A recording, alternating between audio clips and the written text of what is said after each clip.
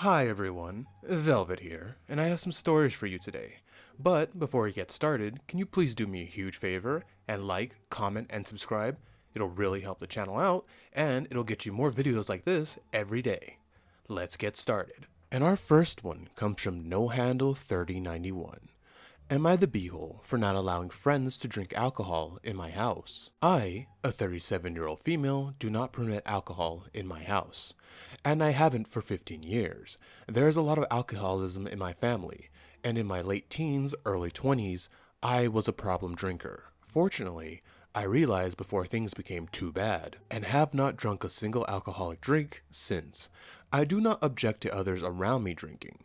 I just won't myself and don't want it in my house. All of my family and friends are aware of this and the reasons why. A group of my friends and I enjoy playing board games and card games. We have decided to have a games night once a month, taking turns to host in our homes. The first two were fantastic and we really enjoyed ourselves. Some people were drinking alcohol and some weren't.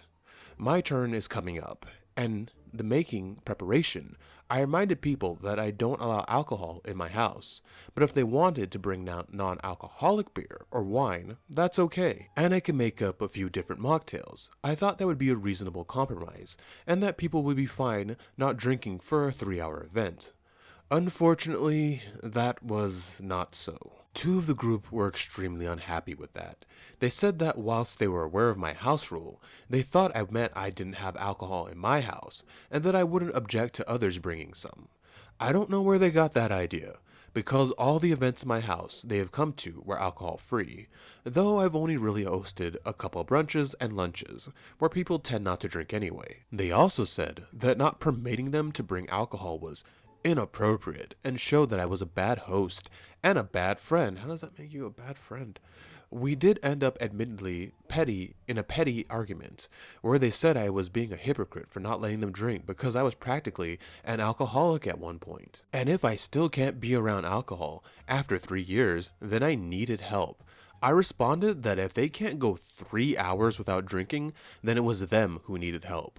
We tried not to get the others involved in the argument, because we didn't want them to feel like they needed to take sides, but the argument ended up going from an in-person one to an argument on our friend group chat.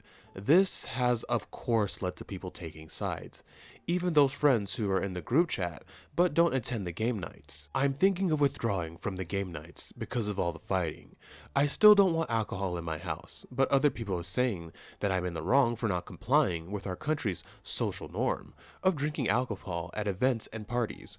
Others have said that there's nothing wrong with me having boundaries, and that people shouldn't automatically expect to be allowed to drink alcohol at every event. I don't really know what to think about it, because they are right that where I live is a huge drinking culture, and it's more normal than not to drink at evening events.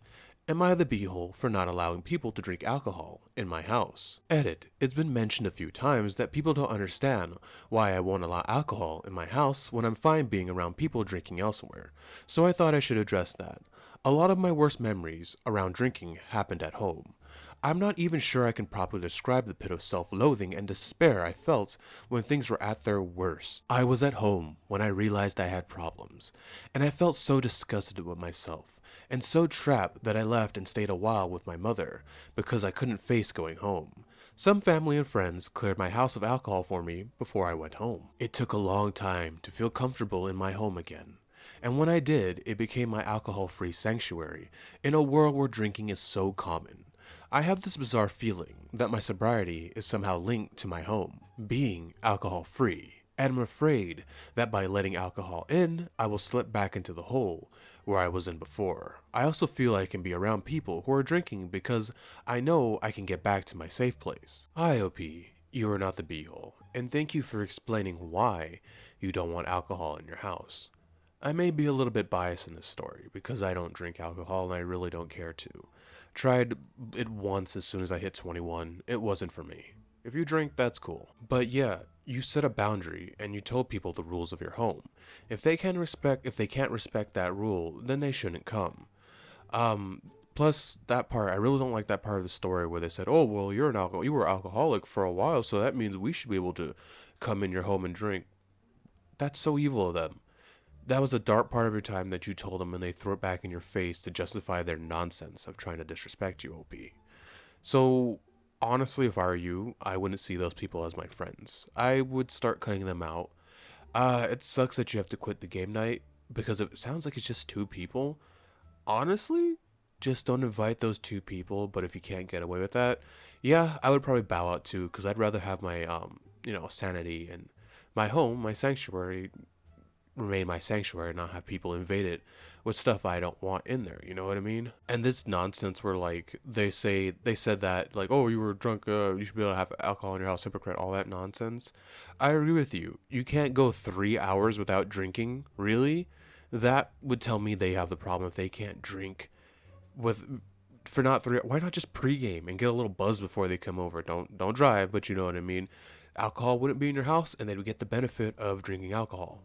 And they only got to be there for, and it only take them 3 hours. So I don't know how long someone stays buzzed, but I'm pretty sure it's you could stay buzzed for 3 hours. I don't know. And yeah, that whole part where it's the culture to drink, that's cool, but you're not. That's not your thing. So this really shouldn't even be an argument. Those people are being, well, jerks and pricks because like you said, that's your rule. If they don't want to follow the rule, then they don't have to come. They're acting like children making this a whole argument.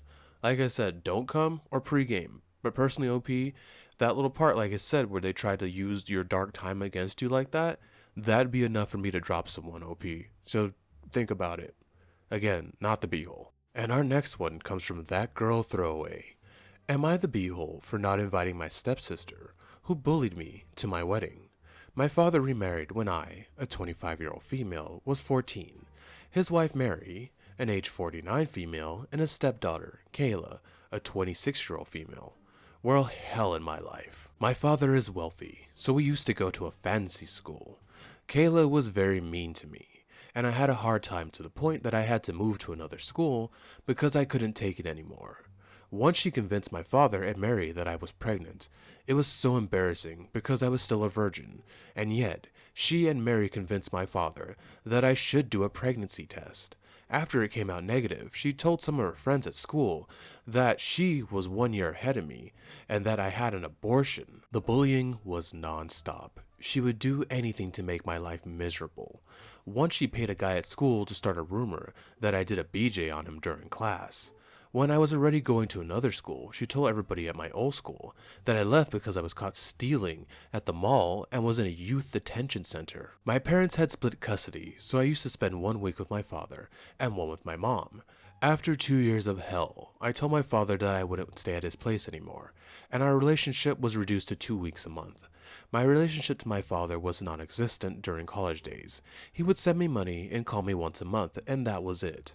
I went to his house 1 or 2 times during my 5 years in college. I started dating my fiance Lewis, a 26-year-old male, 4 years ago, and I only introduced him to my father after more than 2 years of the relationship. I'm getting married this spring, and we are going to marry at the beach in another country, in Europe. Both of the families are wealthy, and we decided to offer the stay at the hotel to our guests, and they'll pay only for their tickets. Because of that, we decided to settle on a small number of guests. Around 80. Oh my god, you're paying for 80 people and that's small? Jeez.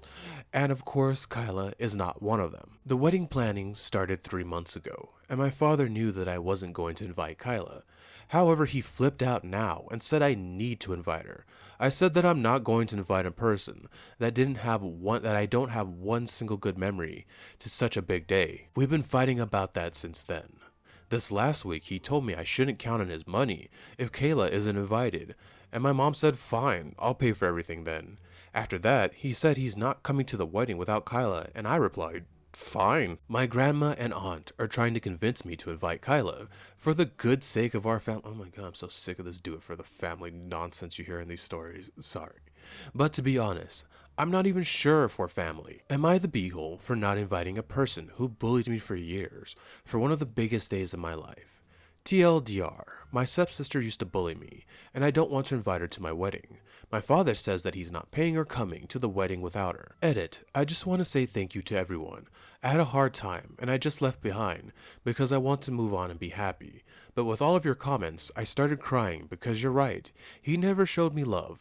It's hard to admit that your father doesn't love you because that's what parents should do, right?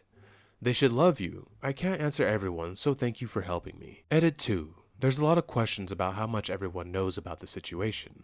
My father was up to everything, and he never took it seriously. Of course he didn't. My grandma lives in another country, and I don't know how much she knew at the time, but she knows to some extent now. My aunt knows everything because her daughter is one of my best friends and my bridesmaid, and I pointed out my family is quite wealthy. And they care a lot about family and legacy and those type of things. That doesn't make any sense to me. However, it's very important to them. Alright, OP. You are 100% not the beehole. Do not invite that goblin to your wedding because screw her. This is your special day.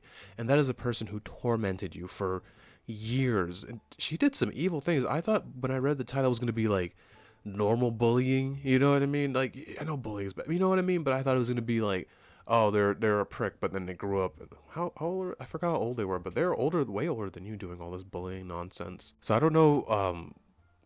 But you say she's 26. A 26-year-old should not be bullying a friggin' 14-year-old. It shows that the mother's an idiot and raised a freaking monster. And your dad married that woman? He sounds like an idiot too. Let's be honest. I'm gonna say it. I think the only reason she's with your dad is because of the money, because she doesn't sound like a good person, and because she raised a terrible person. And then your aunt, reading from looking at the story, it sounds like your aunt knows the situation, and she's still trying to convince you to bring that hobgoblin to your wedding. No, no, no, OP. Your aunt needs to watch herself. And I don't know what's going on with the grandma. It sounds like you explained it to her, so I don't know if she's, cool or not cool, what's going on. So I can't say anything about the grandma. But your aunt needs to watch herself, because if I was in your situation, I'd be like, "Watch it, auntie. You're not exempt from all of this. You shouldn't be trying to convince me to bring a demon to the wedding, because that bullying was like trying to get you to erase yourself from the earth kind of bullying. That's the way I'm seeing it. So and your father's an idiot. Yeah, he never loved you, which sucks. He just kept throwing money at you. I see why your mom left him. Just wow, you got, man, all this money and you're still in a crappy situation. But OP, the advice I'm gonna give you is what I give for a lot of these wedding stories is, this is your wedding. You get to decide who goes and who doesn't get to go. And you're footing the bill. Oh my God, 80 people is not a lot of people to you? Jeez. Sorry. But yeah, you are footing the bill for this wedding. This is your special day. And no, you shouldn't have to invite your tormentor to your wedding. So OP, you are not the beehole. Do not invite that ghoul to your wedding. Your dad's an idiot. And our final one comes from Glittering Record 49. Am I the beehole for telling my husband I'm not caring for his daughter anymore? My stepdaughter Sally is 17 years old and in a pretty crucial year of her academically, because her grades will affect her next year when she's a senior. She's been wanting a new iPhone 15, and I told her if she upgrades her scores and gets at least 2 A+, we'll buy her one. The test results came around, and she didn't meet the criteria. Her father and I said it in a way, and she ended up failing a subject, so I told her no phone until she makes up for what she failed, and to do better in her year of finals. She didn't like that, and isn't getting her new phone, and she hated that we had a new criteria for her until finals and began to be mouthy. I told her the position we have is firm and nothing will change until she does better. Sally's biomum lives in another country and rarely gets involved with Sally. Of course she's gonna get involved now, right? Occasional phone calls and that's it. Sally called her mom crying that she wants the new phone. Her mother called me and I explained the situation, but she hung up without answering. 2 days after Sally came back in so excited that her mother booked her a new phone and it'll be shipped in 2 weeks. I asked my husband about it and he said that he and her mother talked and decided to get her the phone now. I was shocked and I told him that we had an agreement. He said yes, but her biomom decided to get her the phone. So I was like, why did you agree? He said he had no justification to the answer. He then told me that I should stop interfering with Sally's business and that I'm never going to be her mother. I was honestly shook of what he said because if I shouldn't interfere, why do I cook for Sally, drive her to practices, take care of her room and clothes, take her out on dates, buy her stuff with my own money, attend her all-important events, attend the parents' meetings at school every semester, and do everything her mother failed to do? After that, I told my husband, fine, I'm done. I'm not her mother, and I will never get involved with what she has going on. She is nearly 18.